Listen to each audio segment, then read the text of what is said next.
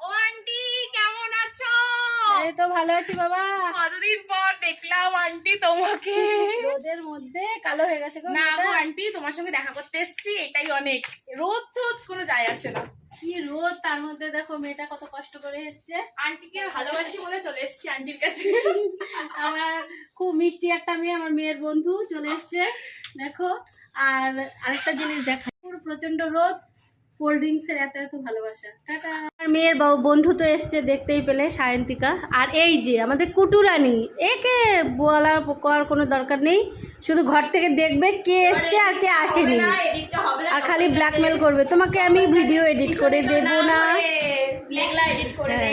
দেখ তুই তো এসছিস, তোকে দেখে ঠিক দৌড়ে দৌড়ে পেছন দিয়ে চলে এসছে।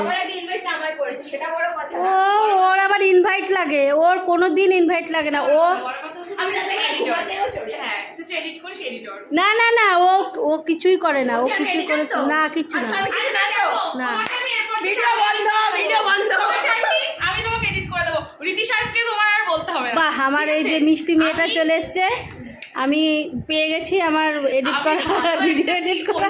দিনক্ষণ দেখে আন্টিকে দত্তক নেবো, তারপরে একসঙ্গে আমি আর আন্টি রিলস বানাবো, ব্লগ বানাবো, বড় ইউটিউবার হয়ে যাবো। বাহ বাহ বাহ, ভালো একটা সোনা মেয়ে। তোমার কোনো সমস্যা নেই তো আন্টি? না না না, আন্টির কোনো সমস্যা নেই।